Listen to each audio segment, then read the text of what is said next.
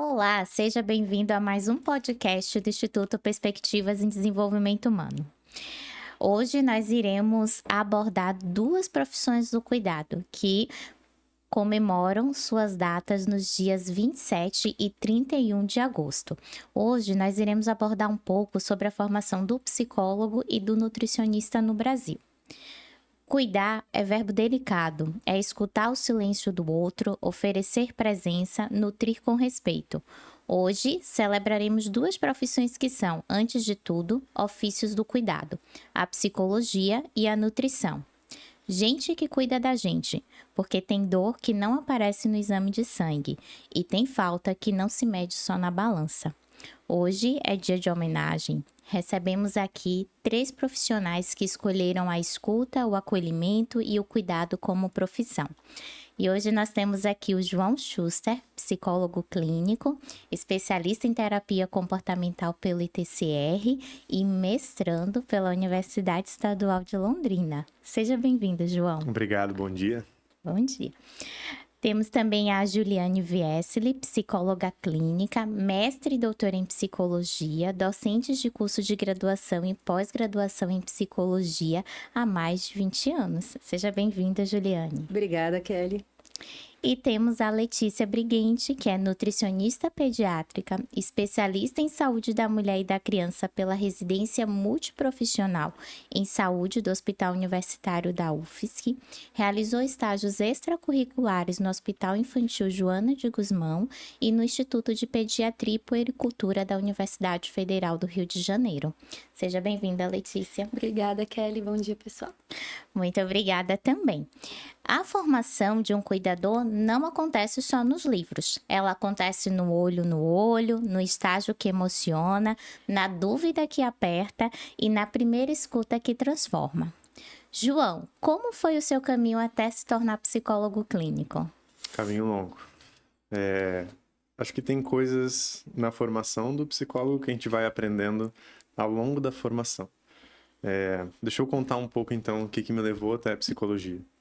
Desde que eu era criança, eu gostava muito de comportamento, criança curiosa, quer saber como as coisas funcionam. Ficava vendo documentário do Nat Geo sobre comportamento animal. Aí, quando eu era adolescente, minha mãe, professora de literatura, começou a me dar uns livros de filosofia para eu ler. Comecei a me interessar, porque as pessoas falavam e tentavam responder essa pergunta do por que nós agimos do jeito que agimos. E eu fiquei enlouquecido com essa pergunta, né? Porque é um tema muito fascinante. Aí, dessas leituras, na adolescência de filosofia, eu comecei a perceber que meu interesse não era exatamente na filosofia, que tinha uma outra área que era mais voltada para isso. E foi assim que eu entrei na psicologia. Mas veja, eu entrei na psicologia não pensando, serei um terapeuta. Eu me tornei terapeuta ao longo do tempo, né? Então, foi contato através de professores, de matérias, do interesse também nos fenômenos clínicos, né? Que eu fui me tornando, depois me especializei também. Hoje em dia é o que eu faço. Mas eu acho que esse é um ponto importante para destacar, porque às vezes as pessoas pensam assim, tu é terapeuta, tu é uma pessoa que já sempre quis fazer isso, sempre essa coisa do cuidado, deve ser assim desde pequeno. Mas ninguém é do jeito que é desde pequeno, né? A gente aprende a fazer essas coisas com o tempo. Então, foi ao longo de 6, 7 anos, 8 anos que eu me tornei o terapeuta que eu sou hoje. Muito bom. Então, é um processo, né? E aí, nesse processo, a gente vai fazendo as nossas escolhas. E, Juliane, o que leva uma psicóloga a formar outras psicólogas e psicólogos? Eu acho que eu vou um pouco na direção do João, assim, né? Uma das coisas que me encanta na psicologia é a potência que a psicologia tem, né? Quando a gente pensa, né? Por que a gente faz o que a gente faz, né? Sente o que sente, pensa o que pensa, né? Como entender essa forma como a gente vai se desenvolvendo, a gente consegue pensar na potência que a psicologia é, tanto quanto área de conhecimento, quanto campo de atuação profissional. E aí, pensar na formação dos outros, né, de outros profissionais, é pensar em amplificar um pouco a potência que a psicologia tem como recurso de melhorar a vida das pessoas, né? Amplificar no sentido de que o ensino, ele é uma intervenção indireta na sociedade, né? Então, eu consigo, por exemplo, né, eu sou psicoterapeuta e também trabalho em consultorias organizacionais, eu consigo intervir diretamente sobre alguns fenômenos, né, comportamentais de algumas pessoas específicas. Mas quando eu ensino, eu formo outras pessoas para que essas pessoas possam, né, intervir sobre fenômenos no contexto social. Então, amplifica um pouco essa potencialidade, né? Potencializa, eu acho, a própria possibilidade de intervenção sobre os fenômenos psicológicos e os processos comportamentais, né? De uma maneira geral. Então, acho que isso é o que me faz pensar um pouquinho do porquê ensinar, né? Porque é uma forma de amplificar a nossa intervenção social e nossa capacidade de lidar com os fenômenos e criar melhores recursos aí de vida para as pessoas, né? Muito bom. E ainda bem que nós temos pessoas que se dedicam à docência, porque sem os docentes não teríamos os profissionais que temos hoje. É verdade. E Letícia, como foi para você escolher cuidar de crianças por meio da nutrição? Então, na verdade, antes mesmo de escolher qual profissão que eu vou seguir, eu já sabia que ia ser com público infantil. Isso desde que eu comecei a faculdade, na verdade, né? Desde na época do terceirão, no ensino médio, eu já sabia que ia ser com público infantil, porque eu gosto muito de criança desde que eu sou pequena. Sou aquela menina que, nos encontros de família, ia onde estavam os bebês e ficava com eles no colo e cuidava. Então, gosto muito realmente desde pequena. E quando eu pensei, né, no curso, a nutrição me chamou muito a atenção pela questão, assim, do poder que o alimento tem, né, de fazer um efeito na nossa saúde, tanto positivo quanto negativamente, né, e o quanto isso, assim, esse cuidado, esse equilíbrio desde pequeno consegue refletir num futuro adulto saudável e, né, com menos doenças relacionadas também à alimentação. Então, isso, assim, sempre me encantou. E a parte da pediatria, eu já tinha essa certeza antes mesmo de escolher o curso, né? Então, quando eu comecei a faculdade, que eu me formei na UFSC, né, a disciplina de nutrição infantil só acontecia na 6ª, 7ª fase. Então, comecei a faculdade já buscando ter contato com esse público para também ter certeza se é isso realmente, né? Que às vezes tem uma ideia, vai ter o contato, não é realmente assim o que gosta.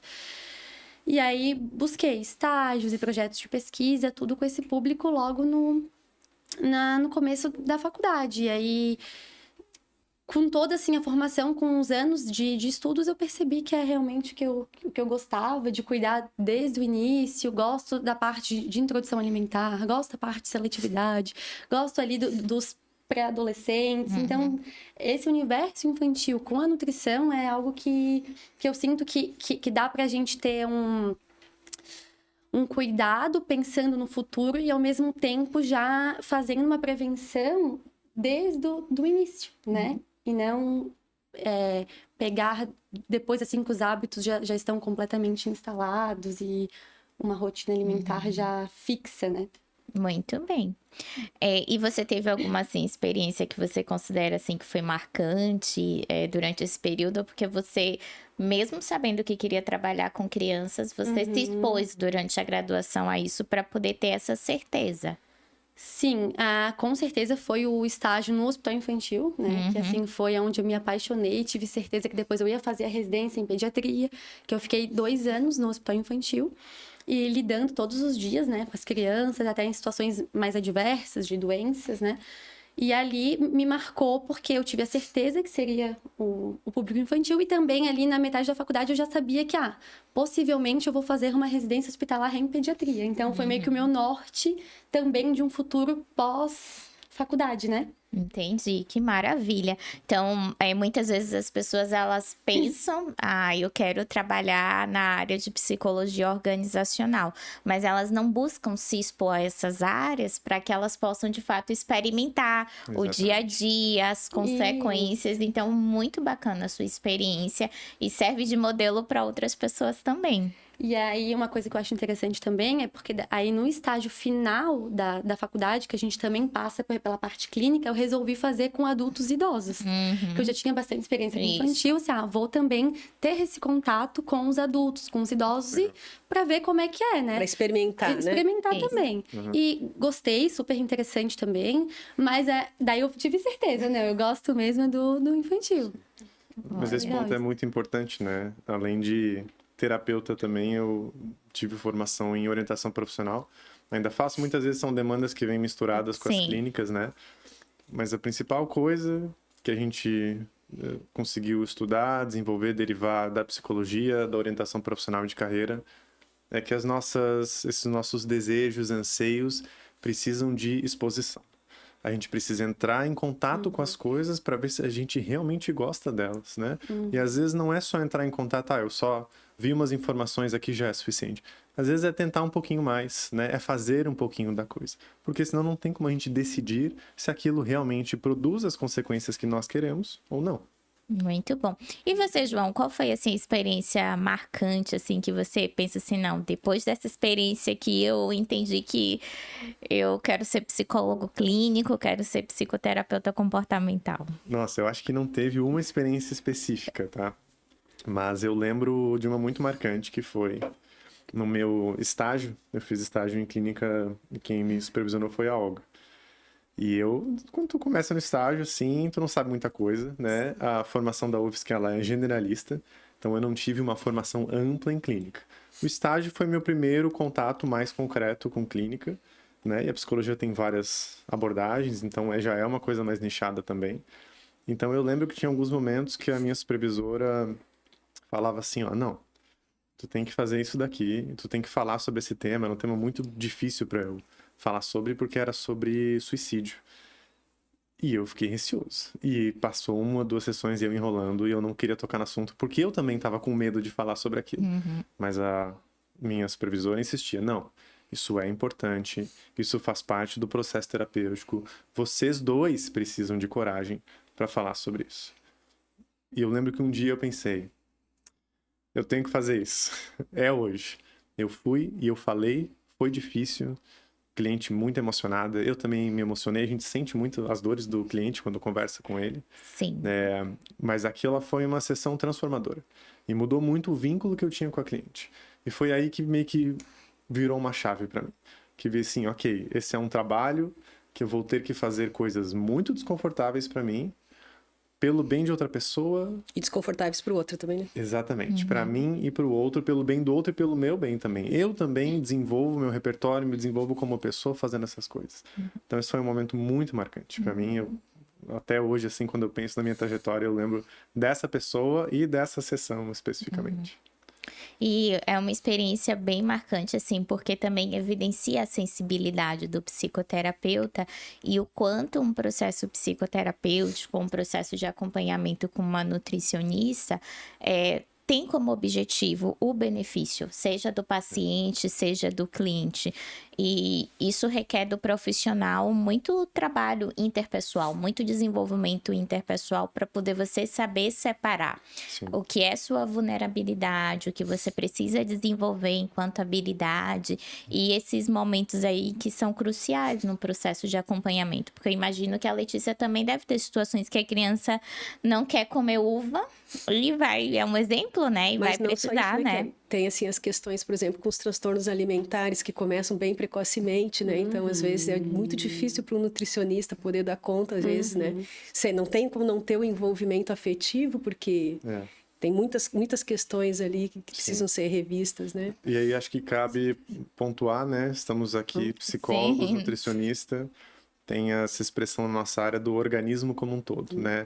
É a pessoa, é toda a pessoa. Então, a gente não está lidando... É claro, como prática, a gente acaba fragmentando um pouco, até como para desenvolver conhecimento. Sim. Mas a gente está lidando com uma pessoa que faz várias coisas diferentes. Uma pessoa que se alimenta, uma pessoa que, às vezes, pratica atividade física, se mexe, dorme, trabalha, tem relacionamentos. Então, mesmo que o nosso ensino, às vezes, seja fragmentado, a gente tem que considerar esse todo na prática, né? E muitas vezes esse todo é um trabalho com profissionais das áreas específicas, né? Em conjunto. Com certeza. Isso Eu mesmo. acho que é, né, João, assim, a gente é um organismo inteiro, integral, se comportando. É.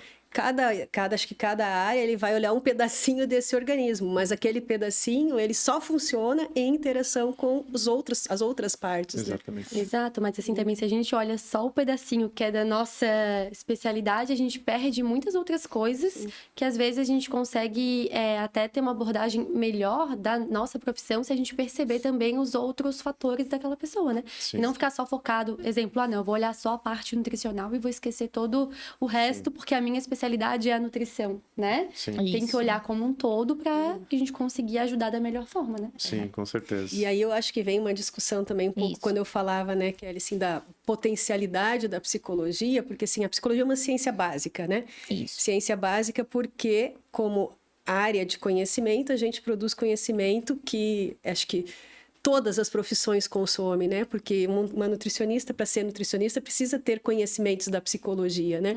Porque como é que tu vai lidar com entender um padrão alimentar e quais são os recursos e as formas para alterar um padrão alimentar? É por meio do comportamento, né? Além de ser uma profissional, que é uma pessoa que também se comporta, né? Então, Isso. quer dizer, todas as áreas precisam de conhecimento da psicologia para poder atuar na sua especificidade, né?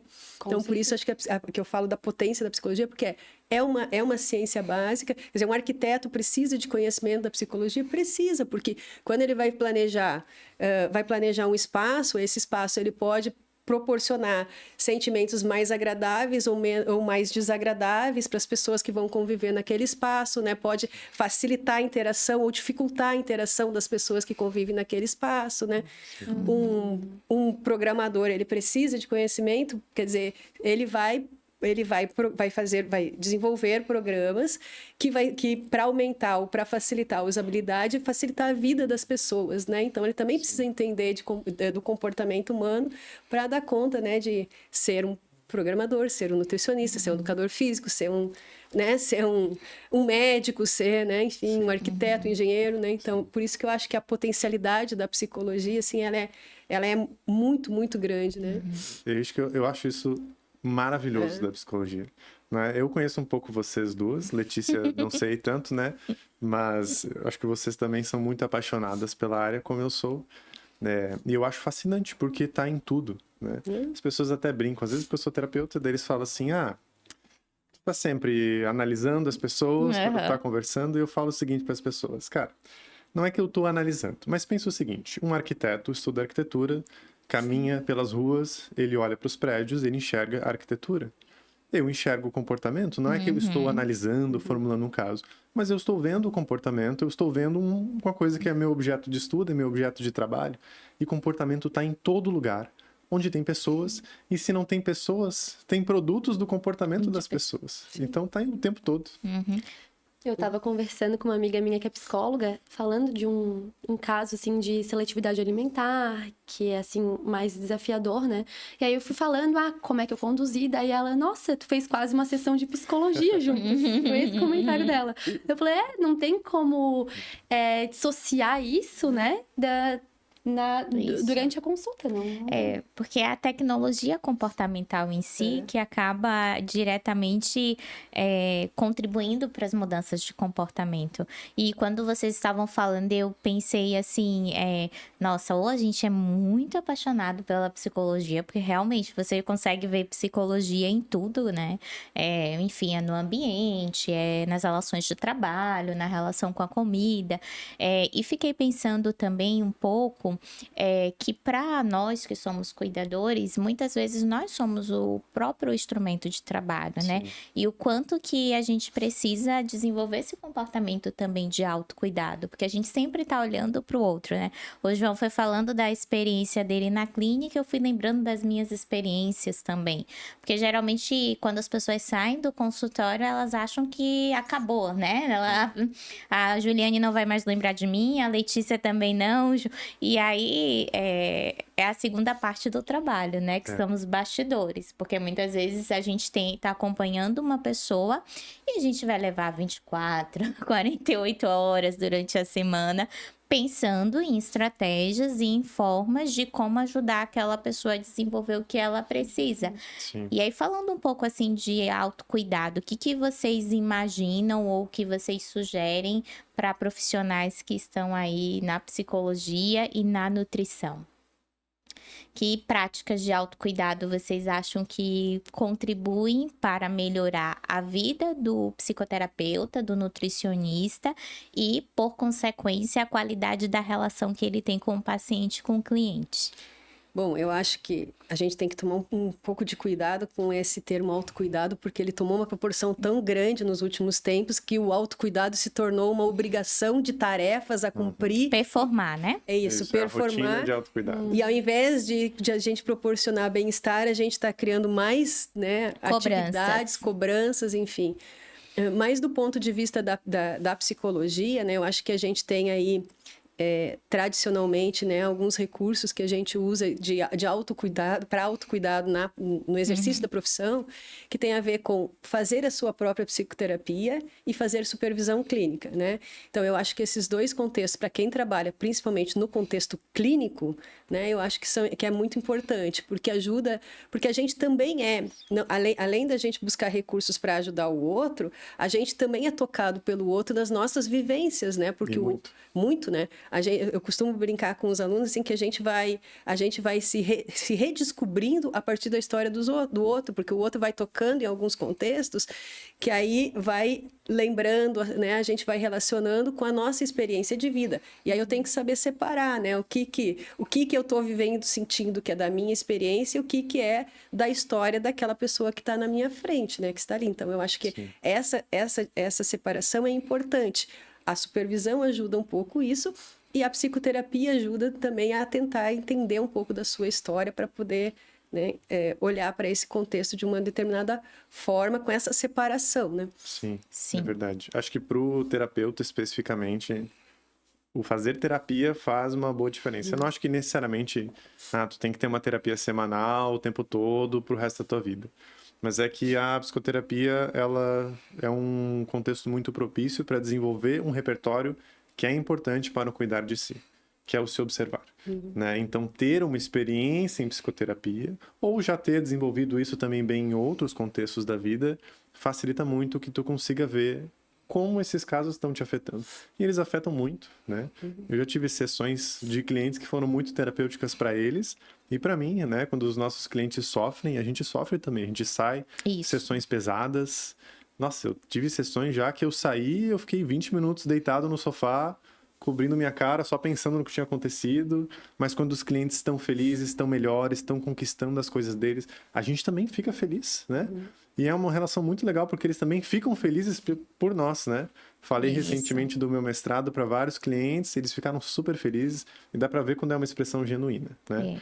Mas eu acho que essa parte do observar o seu comportamento é muito importante, porque a gente vive muito no automático, e essas indicações, normalmente genéricas, que tem sobre autocuidado, né? A rotina de autocuidado, elas são muito tecnicistas, né? Muito mecânicas, que é...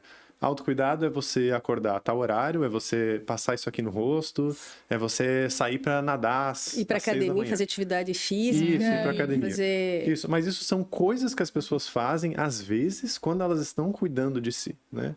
O principal, eu acho que é o ponto de partida para isso, é observar seu comportamento, né? Como é que você está depois que você passou esse dia fazendo essas coisas do seu trabalho, atendendo, seja como terapeuta, seja como nutricionista, né? Como é que as coisas da tua vida estão te afetando agora? E só depois que tu consegue observar isso, dá para pensar, o que eu faço agora a partir disso? Isso mesmo. E essa questão de se observar, ela é a base do que mantém, né? Do que dá ali o sustento para as coisas acontecerem.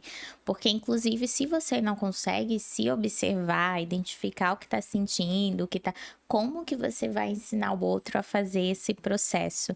Então, eu vejo, assim, no decorrer da minha experiência e da minha formação, que isso são elementos importantes e que a gente sempre vai, por mais que você tenha 10 anos de experiência, 11 anos de experiência, você sempre vai ser surpreendido de alguma forma, porque os seres humanos, eles são únicos, né?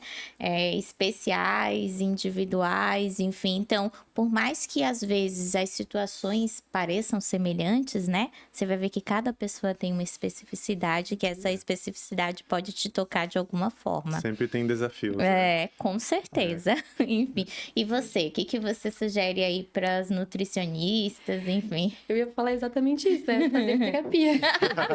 Então pronto. Não adianta, assim, comer bem, fazer atividade física, dormir, se o mental não estiver bem, né? Uhum. E isso, ali quando tu falou, João, da academia, do exercício físico, né? Já aconteceu comigo, assim, momentos ansiosos, eu ir pra academia e eu ficar mais ansiosa ainda na academia, porque a mente estava ali, né? Então, assim, uma coisa que é autocuidado ir pra academia. Sim, né? Exercício físico e tal, mas... E a tua ansiedade que tá ali junto contigo no treino, que não te deixa nem aproveitar vou me cuidar, meu momento de exercício. Sim. Às vezes a mente não deixa, né? Sim. Então é isso, fazer terapia além dos cuidados. Porque aí tem que olhar qual é a função que tá tendo ir pra academia, né? Mas vou pra academia como uma atividade de movimentar meu corpo, porque de fato nosso corpo precisa de movimento, né? Enfim. Sim. Ou eu vou pra academia para cumprir uma tarefa, vou pra academia para... Eu não quero falhar na minha rotina de academia, que eu tô há 3 dias indo. Isso. Tem uma coisa muito curiosa que eu falo para uns clientes, lembrei disso que tu falou agora, que eles falam para mim às vezes, rotina muito atarefada, trabalhando no fim de semana, daí ele fala assim, nossa, João, mas no domingo eu fiquei o dia inteiro deitado na cama para descansar, e eu acordei, eu tava cansado ainda, daí eu falei assim, cara, olhando para a função do descansar, isso tem, quando a gente descansa, tem um efeito que é produzido, que é a gente se sentir descansado, se sentir restaurado, tá mais preparado, mais disposto para fazer outras atividades.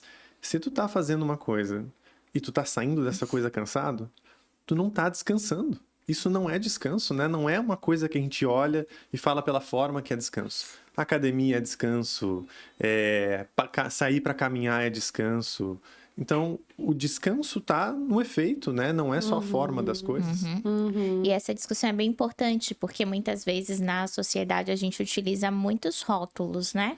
A gente quer simplificar demais os processos e ter essas receitas prontas para facilitar, otimizar o tempo, e aí a gente acaba orientando as pessoas e a população de um modo geral a não entenderem o que é um processo, né? Exatamente. De se observar, de identificar consequências. E, claro, esse processo não é um processo fácil, é um processo longo e árduo. Então, a gente pensa assim, psicoterapia. Tem assuntos na psicoterapia que você não vai querer tocar, né? Mas são assuntos importantes porque vão te ajudar a descobrir novos reforçadores, enfim, desenvolver outras habilidades. Então, esse é um cuidado também que eu vejo que a gente tem que ter, porque as pessoas pensam muito assim, eu vou levar meu filho na nutricionista, ele tem seletividade, em 2 meses o problema tá resolvido. Sim. Vou pra psicoterapia, desenvolver autocontrole, e em 1 mês tá tudo resolvido. Quanto tempo até isso parar? Isso, exatamente. Tô com crise de ansiedade, vim aqui, daqui a quantos dias eu vou estar melhor? Não vou mais sentir ansiedade. Então, é uma dificuldade que a gente não está dizendo que é a única e exclusiva das pessoas, mas do contexto que nós vivemos, né? Porque essas pessoas estão em interação com outras pessoas, com organizações, com culturas que vão cobrar isso delas, né? Olha, você tem que estar bem hoje. Sim. Né? E como que vocês lidam com essa complexidade? Começar por Letícia. Como é que você explica lá para a família que, olha, é um processo, isso aqui pode levar tempo? É exatamente isso, depende do objetivo, né, que aquela criança tá ali. Vamos supor, se é a introdução alimentar, eu já explico que às vezes eles vêm com a ideia de que é só quando inicia a alimentação. E eu explico que, na verdade, vai até os 2 anos. E muitos pais não sabem disso, né? Que se inicia aos 6 meses e vai até os 2 anos, que é onde essa alimentação complementar, essa introdução se estabelece, e não só com os 6 meses, né? Se é uma seletividade, uma recusa alimentar, não tem como eu dar um prazo, e eu explico justamente isso, que cada criança é individual, tem o seu processo, os seus limites, até que ponto que eu posso avançar em uma consulta e que não, é melhor recuar e deixar para a próxima sessão, né? Que não tem, às vezes, como eu abordar, se eu noto, até usando, né, os fundamentos ali da psicologia, se ela tá ansiosa, se ela tá desconfortável, se eu vejo que já fez muita, que para ela aquilo já foi desafiador, já avançou muito no que, né, no que ela tá acostumado do normal, e um alimento novo. Se ela já avançou demais, não, é melhor a gente, conhecendo ele, é melhor a gente segurar um pouco e deixar na próxima sessão a gente continua. Então é muito relativo, e eu sempre falo, tem paciente que em uma sessão de seletividade às vezes come um alimento que é completamente recusado em casa, e tem pacientes que demoram 10 sessões para se abrir ao alimento. Então é muito relativo, né? E como é que é lidar com os pais nesse sentido, Letícia, né? Você que trabalha com crianças, os pais, eles conseguem entender essa ideia de processo, ou às vezes precisa de um tempo para isso ser compreendido? Às vezes precisa de um tempo. Uns já chegam entendendo, e eu noto assim que normalmente também que já chegam, eu entendo que às vezes é um processo lento. Normalmente são os pais que a criança tem um acompanhamento multi, sabe? Que faz consulta também com a psicóloga ou com a fono, sabe? Então, assim, aí eu noto que os pais já chegam com essa ideia de que realmente pode ser que leve um tempo. E outros realmente têm essa ideia do imediatismo, né? De 1 mês, 2 meses. E às vezes eles entendem que leva um tempo, e às vezes realmente acaba abandonando no meio do caminho, e tá tudo bem. Né? Não tem como, eu sempre digo, não tem como forçar ou obrigar que fique aqui e vamos insistir, né? Sim. Os dois tem que tá bom para os dois lados, assim. Muito bom. E Juliane e João, como que vocês trabalham com isso na clínica, né? Porque muitas vezes a pessoa chega, fui no psiquiatra, tô aqui com um ansiolítico, enfim, quanto tempo eu vou acabar com a minha ansiedade ou eu vou viver melhor? Como que vocês lidam com isso no atendimento de vocês? Essa é uma das coisas que a gente mais ouve como terapeutas, né? O cliente vem e fala assim, tô me sentindo dessa maneira, tô me sentindo desanimado, tô me sentindo com raiva, não quero mais sentir isso. Então, as pessoas nos procuram, tipicamente, nem sempre, mas a maioria das vezes, porque tem alguma coisa que está incomodando elas, né? E parte do processo também, como a Letícia faz, é demonstrar, explicar para essa pessoa de que, assim como aquela condição da vida dela não surgiu do nada, de uma hora para outra, às vezes demora anos para ser construída, também vai demorar um tempo para a gente reconstruir ela, né? Então, esse é um ponto de partida que eu gosto de ter, e é explicar para as pessoas como funciona esse processo, que não é assim que tu veio, na semana que vem tu tá bem, em 3 semanas tu tá fora. A gente precisa entender o que está acontecendo, né? E entender o que está acontecendo leva tempo também, né? Como a gente tem uma perspectiva muito pragmática, que é entender o que está acontecendo para poder promover mudança, entender o problema já é meio que metade da solução. Porque se a gente não faz uma boa avaliação, se a gente não caracteriza bem o problema, a chance da gente começar a sugerir procedimentos que não têm resultado é alta, né? Então, às vezes, tu tá economizando uma parte inicial do processo, porque eu vou pular a parte da avaliação, mas aí tu vai ficar patinando depois. Eu peço pro meu cliente fazer isso, ele não faz, ele não se sente melhor, ele não tá vindo na psicoterapia, parece que o nosso vínculo não tá bom. Então, a primeira parte que eu explico para a pessoa é essa. A gente precisa entender juntos, né? E esse é o próprio processo de conhecer a si. Não sou eu que vou ouvir tua história e falar assim, é isso, né? É azul, vermelho e amarelo. A gente vai construir esse conhecimento juntos, porque os dois têm responsabilidade aqui. Exatamente. E eu acho que isso se amplia não só para o contexto da psicoterapia, né? Porque a gente acaba ressaltando mais, mas para qualquer contexto de intervenção da psicologia, né? Se a gente for pensar, por exemplo, em organizações, né? Então, tem que pensar que também são pessoas se comportando de acordo com o padrão de interações que foi instaurado, né? E que tem determinadas regras também que regem aquelas interações. Então, se em algum momento está produzindo sofrimento, né?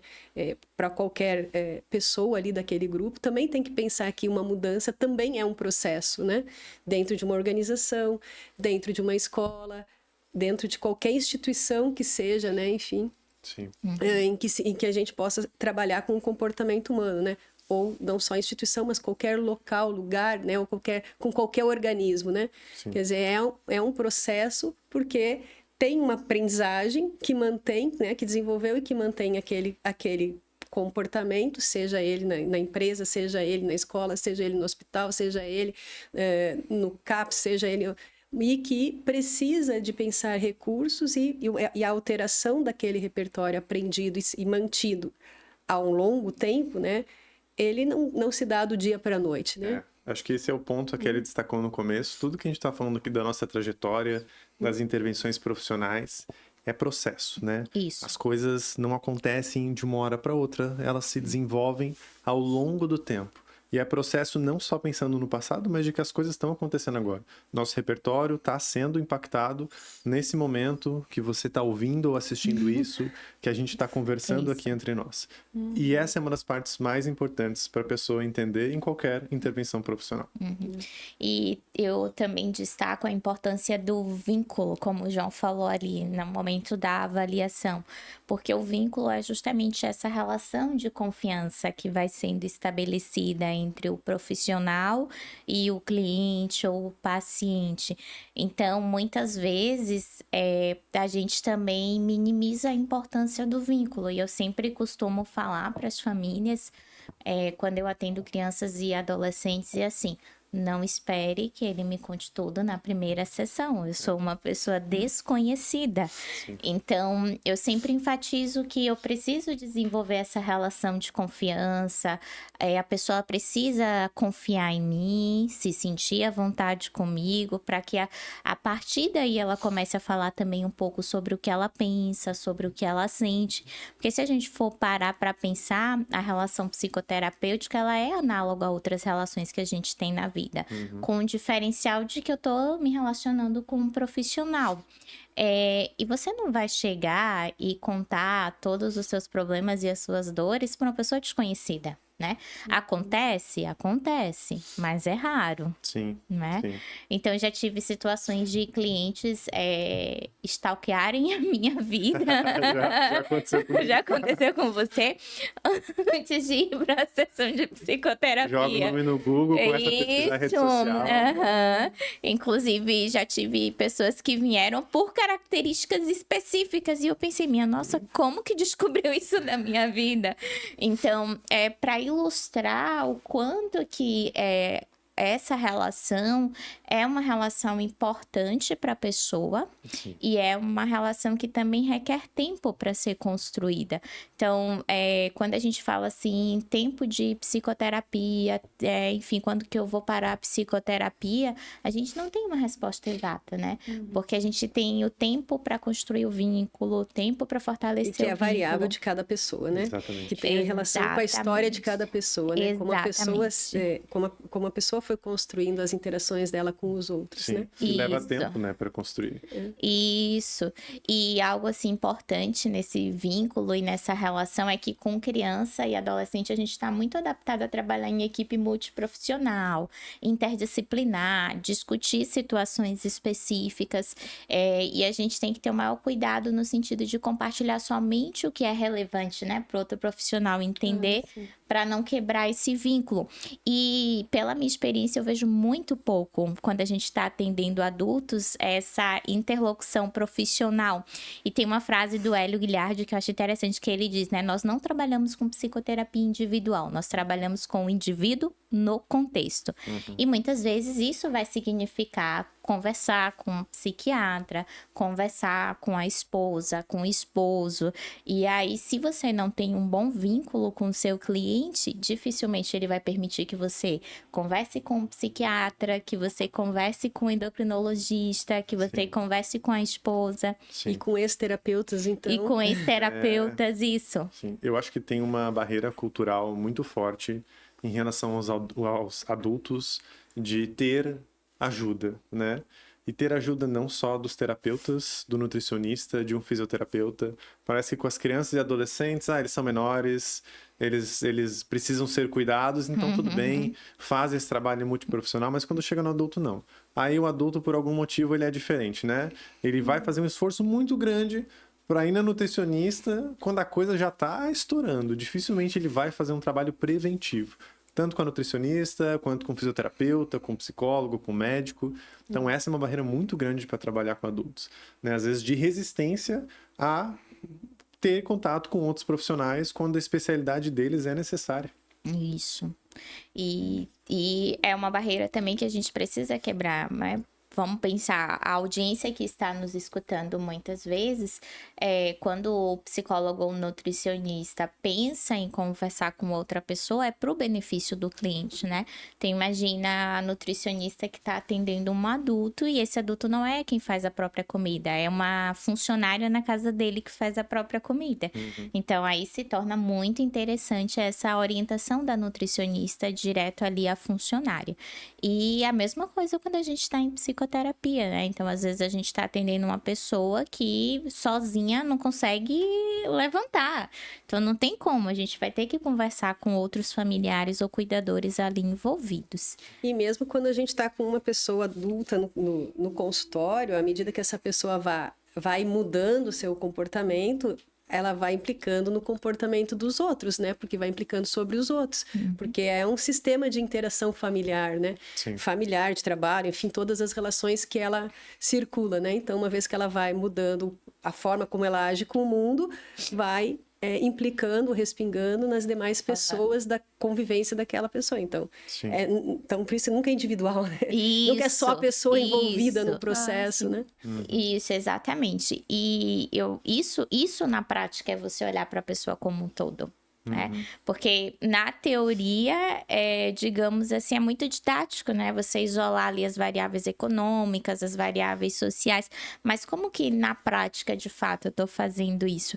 E eu penso que muito dessa liberdade de conversar e de vir depende desse vínculo que você estabelece com o cliente. Eu, por exemplo, já tive clientes adultos, 40, 45 anos, que eu tive que conversar com a mãe para entender qual foi o histórico de práticas educativas parentais.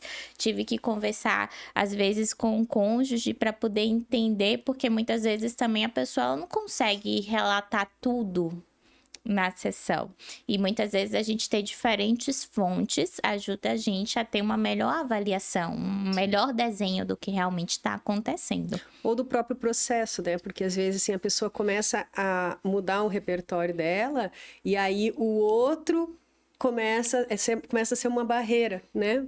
Porque Isso. daí o outro que da convivência, né, familiar que seja, como exemplo, né, começa a criar condições para dificultar o processo, o que a gente planeja ou como a gente está trabalhando no processo psicoterapêutico, porque ele não sabe lidar, né, com aquele contexto diferente, com aquele familiar que está agindo de forma diferente, né? É, isso mesmo. E como este é um podcast em homenagem ao Dia do Psicólogo e ao Dia do Nutricionista, eu trouxe aqui algumas estatísticas para vocês. Olha só, o Brasil tem mais de 550 mil psicólogos e o número de nutricionistas ultrapassa 194 mil. Ambas as profissões são majoritariamente femininas e, nesse caso, o cuidado tem rosto de mulher no Brasil. E outra informação importante, psicologia e nutrição estão entre os cursos mais concorridos em vestibulares das universidades públicas. Então, a gente percebe também que essa nova geração tem se interessado, né, pelo cuidado do outro. E aí eu queria perguntar para vocês, quais são os espaços possíveis para a atuação do psicólogo, por exemplo? Do psicólogo. Olha, onde tem comportamento. Isso. É uma Onde tem um pergunta ser vivo, né? É uma pergunta difícil, né? Então, eu acho que as pessoas associam tipicamente psicólogo a terapeuta, né? Isso. Mas tem 1 milhão de coisas que o psicólogo pode fazer e às vezes não é o local, muitas vezes, na verdade, não é o local que determina, né? Então, tá na escola, ele é um psicólogo escolar? Não. Ele pode ser um psicólogo clínico na escola, ele pode ser um psicólogo organizacional, um psicólogo social, pode ser um psicólogo escolar. Sendo psicólogo escolar, ele pode fazer várias coisas diferentes, pode trabalhar com os alunos, pode pensar numa estratégia maior ali dentro de ensino, melhorar as condições de ensino específicas. E até essas categorias, elas são arbitrárias, né? Sim. Porque a gente Isso. é orientado pelo comportamento das pessoas. Então, né? Exatamente. Estar na escola quer dizer que eu sou psicólogo escolar? Sim, né? Essas coisas elas se mesclam na prática. Isso. Então, o psicólogo pode fazer muita coisa diferente, né? Normalmente os cursos, eles tentam dar um pouquinho, pelo menos, de cada coisa, né? Mas tenha certeza que saindo de um curso de psicologia vai ter muita coisa ainda para o psicólogo fazer que você não sabe. Muito bom. E eu acho assim, né, isso que o João destacou, assim, que onde há uma pessoa, onde há um ser vivo, né, a gente Sim. tem possibilidade de intervenção na psicologia. Só que nem sempre tem uma plaquinha, né, temos vagas, né, ou há Isso. oportunidade de emprego. Então, acho que essa é uma diferença, né, entre aquilo que é o campo de atuação profissional como possibilidades de intervenção em psicologia Sim. e aquilo que são ofertas de emprego, né, É, que o troca mercado. ali o nosso mercado de trabalho, né, que troca a nossa atividade por remuneração, né? Isso. Mas isso também não impede que muitas vezes a gente possa vir a transformar, né, locais que têm necessidade de intervenção, mas não têm oportunidade, né, de emprego, né, Sim. em oportunidade de emprego, por meio de projetos, enfim, tem uma diversidade de formas de chegar nesses espaços, né, que não tem necessariamente aquela plaquinha, né, de temos vagas. Isso. É uma área muito interdisciplinar, né? Então, a gente pensa, a psicologia vai atuar só onde tem uma vaga de psicólogo. Não, várias outras áreas lidam com comportamento, lidam de uma maneira diferente. E aí eu acho que é uma coisa importante que eu me lembrei de destacar, que assim, o que acontece na psicologia muitas vezes é que na formação os alunos aprendem não a se orientar pelo fenômeno de intervenção, né? Que é o comportamento humano, né? Os processos psicológicos, né? Aprendem a se orientar por técnicas e procedimentos. Quer dizer, aprende, esse lugar é um lugar que psicólogo atua. Sim. Essa técnica é uma técnica que psicólogo utiliza. E aí, quando vai para espaços em que não é possível, né? Não tem um rótulo, não tem uma categoria, as pessoas se perdem, Sim. né? Então, eu acho que isso é uma das coisas, acho que um dos desafios da formação de psicólogos é poder cada vez mais se orientar pelo fenômeno, porque aí a técnica, o procedimento, o recurso, eu invento, eu crio, né? Desde que eu seja orientado para o comportamento humano. E isso não me tira a identidade profissional. E aí alguns profissionais, eles se perdem um pouco em relação à sua identidade quando não tem esses lugares que são previamente ali, né, categorizados como lugares de psicólogo. Né? Então, acho que isso é um aspecto muito importante destacar quando a gente fala da formação e da atuação em psicologia. A gente precisa se orientar pelo fenômeno. Se eu trabalho com o comportamento humano, né, então eu vou me orientar por ele. O que eu faço e onde ele está é secundário. Essa é uma distinção importante, né? Acho que a clínica é um dos mais populares, embora as organizações e empresas também sejam, do ponto de vista de oferta, né? Uma das maiores atuações do psicólogo no Brasil. Mas as pessoas fazem muito essa separação. Eu sou psicólogo clínico, eu só entendo de clínica. Só entendo de terapia e, às vezes, de modelos de terapia específicos e procedimentos específicos. Você é psicólogo, você entende de comportamento. Você precisa entender de comportamento. Não são só esses procedimentos, essas técnicas. Ou esses diagnósticos. Ou esses Eu diagnósticos. sou especialista em ansiedade. Eu sou especialista em... Eu só trato ansiedade. Isso. Das outras coisas não entende. Então, não entende de psicologia.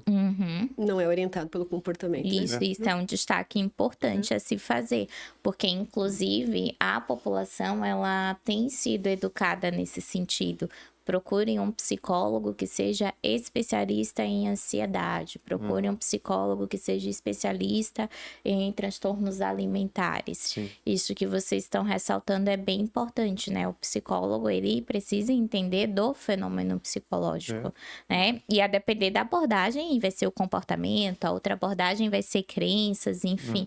Mas é importante ter esse conhecimento. Porque senão a pessoa traz um outro tema que não é relativo à ansiedade. Aí você vai encaminhar para o outro psicólogo que é Isso. especialista em habilidades de estudo. Ele vai encaminhar para o outro que é especialista em dificuldades no relacionamento. E até porque a Isso. ansiedade, né, ela caracteriza sintomas que aquela pessoa tem, né? E quais são as interações do mundo, Sim. por exemplo, do mundo dessa pessoa que produzem, né, ali, Aham. respostas ali fisiológicas que a gente, né, Eu acho que chama de ansiedade. isso tem um efeito muito grande por causa de rede social também, em conteúdo curto, né? Porque as coisas já foram Sim. fragmentadas ao longo do desenvolvimento do conhecimento. E em rede social é isso, é um vídeo de 10 segundos, 15, 1 minuto no máximo, que ele vai falar sobre a ansiedade, todas as coisas da ansiedade. Tu sai disso pensando, tá, o psicólogo trabalha com ansiedade, é só isso, esse é o jeito que ele trabalha, não tem mais coisa. É difícil ter essa visão ampla, né? Quando a gente Isso. tá sempre vendo assim. E como todos os nossos comportamentos, os fenômenos, eles são multideterminados, né? Quer dizer, eu preciso entender que aquela pessoa que apresenta aqueles sintomas, eles são influenciados pelas relações familiares, pelas relações de trabalho, pela relação financeira, pela relação com parceiros, parceiras. É uma diversidade de fatores que vão influenciar para que a pessoa sinta, né, de um determinado jeito, né? Sim. Isso, e veja bem, a gente não está dizendo que a pessoa não tem um conhecimento específico sobre ansiedade, enfim. Mas o que a gente quer dizer é que um psicólogo, ele trabalha com processos comportamentais. E partindo desse pressuposto, ele é capaz de identificar e aplicar as leis que governam o comportamento humano. Sim. Então, assim, a nossa vida toda é estudando isso. As leis, os princípios, enfim, e os procedimentos que, de fato, aumentam a probabilidade de a pessoa aprender novos comportamentos que produzam bem-estar e qualidade de vida. Sim. Então, gostei bastante desse destaque, né? Porque geralmente as pessoas, né, já te perguntam, você é especialista em ansiedade? Você Em trabalha com depressão, Kelly? Isso, exatamente. Eu fico, ai, minha nossa, mas se não for depressão, né, o que ela tem e tudo mais, enfim, mas vamos lá. São processos comportamentais, e isso precisa ficar muito evidente para nossa população, né? Você não é uma depressão, você não é uma ansiedade, mas existem ali processos comportamentais multideterminados que, enfim, apresentam esse desfecho, e a gente vai tentar alterar o desfecho. E você, Letícia, conta pra gente aí onde é que a gente pode encontrar os nutricionistas. Também tem muitas possibilidades, às vezes assim, do que as pessoas nem sabem, porque o que as pessoas mais conhecem é a nutrição clínica, né? E, na verdade, vai muito também, tem muito por trás disso, né? Eu tava aqui pensando que vocês estavam falando, né, sobre essa coisa de especificar e nichar. Na nutrição, eu tenho, assim, um pouco as minhas dúvidas, no sentido de... É lógico que eu sou nutricionista, eu tenho que saber, conhecer, assim, tudo, o básico, não ficar fechada em uma caixa. Dando meu exemplo, sou infantil, mas não olho para a alimentação da família, não vejo como é que é a relação da mãe com os alimentos, do pai com os alimentos, ou não perceber como um todo como é que aquela relação da comida se manifesta naquela família. Mas, ao mesmo tempo, vamos supor, na parte da nutrição clínica, né? Tem muitos nichos, assim, emagrecimento, idoso, fertilidade, infantil, doenças crônicas. Da mesma forma que, hoje em dia, um nutricionista que atende infantil, idoso, paciente com uma condição específica, atua em escola, em políticas públicas, é muita coisa que acaba que, na minha visão, não consegue realmente ser muito bom naquilo que ele faz, porque em uma especialidade vai muito a fundo de diversos assuntos para uma especialidade. Sim. Então, da mesma forma que eu concordo super que a gente não pode se fechar e não, eu só atendo isso, eu não olho mais nada, eu não sei mais nada, nem fala comigo sobre isso porque eu não sei. Acho que realmente não é o caminho, né? Mas também na nutrição, quem tenta abranger muitos nichos e muitas áreas não consegue se especificar e entender muito bem um nicho específico, sabe? Na parte da clínica, que a gente tem a nutrição clínica, tem a parte de unidades de alimentação e nutrição, que as pessoas, às vezes, assim, não sabem do que o nutricionista faz em uma cozinha, né? Cozinha de restaurante, de hospital, de escola. Então, além de montar cardápio, é gestão de equipe, é treinamento da cozinha, é deixar tudo de acordo com as normas da vigilância sanitária. Isso tudo é o trabalho do nutricionista, né? Fazer conta de quanto de arroz e de feijão que tem que comprar para produzir tanto de quantidade de comida, de sobra. Então, é coisas assim complexas que as pessoas nem imaginam que quem trabalha com o AN, como a gente chama, faz, né? Parte de nutrição hospitalar, de cuidado dos pacientes que estão internados, na parte de políticas públicas, que a gente fala muito, né, em garantir o direito humano à alimentação adequada e a segurança alimentar e nutricional. Então, em programas tipo o PNAE, que é da merenda escolar, o CISVAN, Vigilância Nutricional, e atenção também à primária em saúde, né? Que a gente começa lá na prevenção e atenção básica mesmo. Então, assim, muitas possibilidades, né? E mais outras que eu não tô aqui me recordando. Tô começando a achar que o onde tem gente, tem nutricionista também, né? Olha, quem diria? Porque a gente precisa se alimentar, né? Exato. Muito bom. E eu acho que esse aspecto que você traz, de que é muito difícil um nutricionista saber de tudo, mas você falou algo que pra gente é muito importante, que é o nutricionista, ele precisa saber o básico. Isso. É que às vezes as pessoas estão associando o básico àquela camiseta básica, né? Mas o básico aqui a gente quer dizer assim, os pressupostos filosóficos, né? As principais leis que regem a nutrição, que regem o funcionamento do corpo humano. Então, o que é que vai te dar a base para você entender os outros fenômenos e os outros processos? Então, a pessoa, né, tem que ter uma boa formação nesse sentido.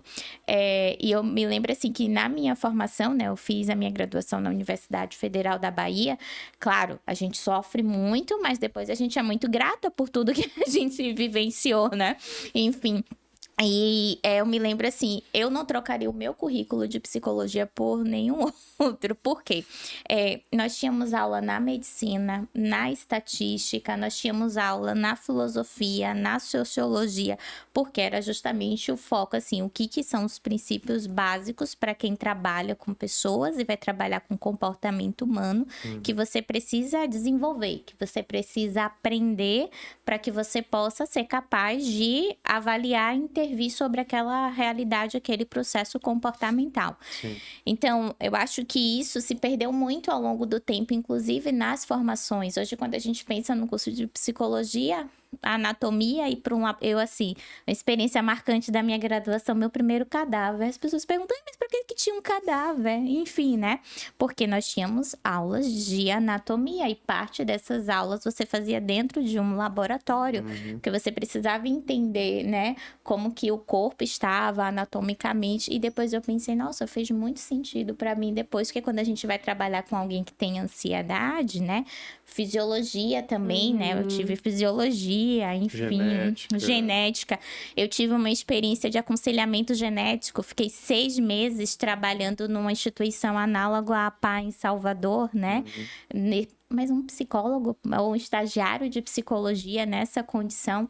Então, acho que é o básico nesse sentido, né? Sim. E aí eu acho que a partir da tua fala me fez pensar um pouquinho nessa questão da integração entre as profissões, né? Sim. Porque posso estar falando bobagem, me corrija, mas assim, a gente, né, quer dizer, a gente se alimenta, então, quer dizer, o tipo de alimento que a gente consome produz nutrientes para o nosso organismo, que vai alterar a nossa fisiologia, que vai alterar o nosso humor, que vai alterar a nossa disposição de interagir nos diferentes contextos, e aí a gente está falando da nutrição, da fisiologia, da medicina, da biologia, da psicologia, né? Então a gente está falando de várias áreas diferentes ali para entender, né, porque um processo, a gente vivendo, né, a gente vai vivendo e essa vivência vai produzindo alterações, tanto internas à pele, né? Quer dizer, biologicamente falando, que vão criar condições para a gente interagir com o contexto social no qual a gente tá inserido, né? Sim. Então, eu acho que dá um pouco a ideia da integração. Nós somos um ser só, Sim. né? Sistêmico, né? Enfim. Isso. Eu acho que tem algo importante também sobre a especialidade na formação. e de mais formações, né? Também para as pessoas não tomarem isso como, eu fiz uma boa graduação, Isso. acabou a minha vida. Não, você vai estudar até o fim da sua vida. Da carreira, pelo até menos. o fim da carreira, pelo menos. Até o fim da carreira, né? Com certeza. E é isso, e tem fenômenos muito complexos e que a gente vai nichando com o tempo, né? Mas isso que a Kelly destacou é essencial, a gente nicha a partir de uma boa base. Porque daí a gente consegue construir repertório mais complexo. Com certeza. Isso mesmo. Então, acho que é isso, né? Quem trabalha com gente vai passar a vida toda estudando, se especializando, enfim, porque o comportamento é muito dinâmico e as pessoas também. Então, a gente já está chegando aqui ao final do nosso podcast. Eu acho que foi, assim, uma conversa maravilhosa, acolhedora, que vai ajudar também quem tem dúvidas, né, sobre ser psicólogo, ser nutricionista. E eu quero agradecer Letícia, João, Juliane, pela parceria, pelo cuidado de vocês. E também ressaltar que quem quiser conversar, obter mais informações, pode entrar diretamente em contato com eles. A gente vai deixar aqui depois o Instagram deles para que vocês possam também conversar. Então, rapidinho aqui numa palavra, como que vocês definiriam, né, ser psicólogo e ser nutricionista? Uma palavra, Isso. desafio. Eu pensei na mesma palavra do João, mas para trocar, Vou ver a então, eu vou dizer, né, uma paixão. Paixão, boa. E Letícia? Nossa, difícil. Motivação, talvez. Motivação. Tem que ter um... Aham. Muito bom. E mais. são palavras que se conectam, né? Desafio, motivação e paixão.